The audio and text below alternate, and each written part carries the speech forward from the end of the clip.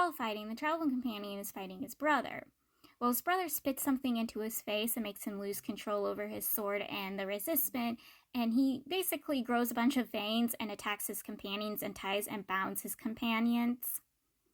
And this gives one of the great 8 princes a chance to attack and harm the main character and lead, but before he really can attack them, the wounds they're getting from the bound, because it's like this, it's literally this that's bounding them, and they're harmed and hurt, they're bleeding, their blood combines to each other, the male leads and the main character's blood combines with each other and awakens something inside the male lead. Basically, the heart lamp awakens and turns the male lead into a martial god. Now, this is only temporary of a form. It's long enough for the male lead to unbind him, the main character, and the concubine's cousin, and attack and kill the corpse of one of the great 8 princes. He even thanks the male lead for what he's done for him, killing him and sending him back to the reincarnation cycle.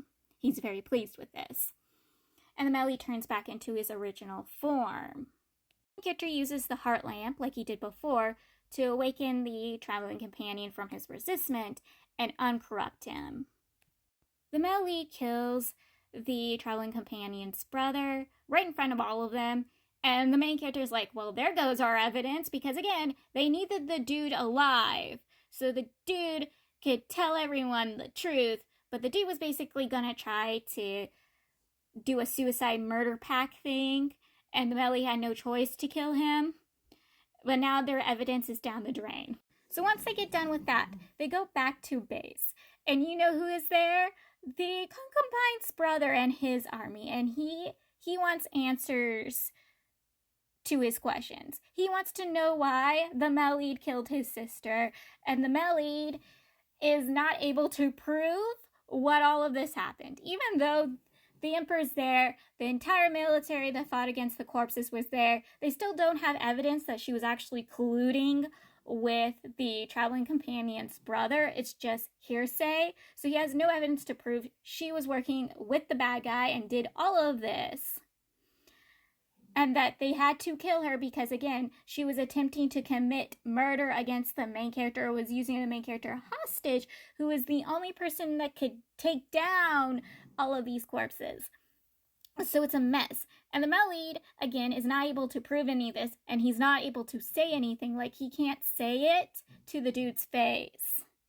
So he's just basically staying quiet of what happened.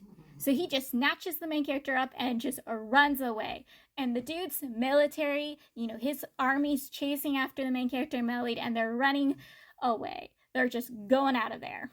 The end of this book really reminded me of Ballad of Sword and Wine. Remember where the male lead was framed for the death of his friend, who was the emperor, and he has to escape with his life with the main character.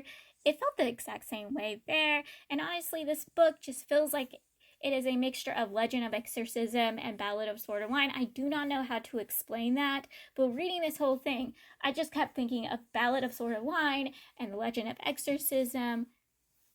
But yes, I just realized when the male lead and the main character was running away, basically after the male lead just snooped the main character up and started running for it, they abandoned the travel companion and the concubine's cousin to their fates, just like up and abandoned them. And I'm like, what about those two, especially the traveling companion? Aren't you worried about him? Like, his brother was involved in this whole thing. He's going to take the heat for it, and the whole trying to save him from being executed went down the drain if you're just going to leave him. Now, I really wish that book 2 was out, because I want to know what this poor dude's fate is. So this is my apologies, honeys. So I forgot to show this artwork when I was talking about when the male lead was physically and verbally attacking the main character and accusing the main character of being a traitor and working with the rebellion and trying to get revenge for his family. Yes, I forgot to show this artwork, but this is the artwork to it, and it's a little sussy, okay? Can we talk about how a little sussy it is?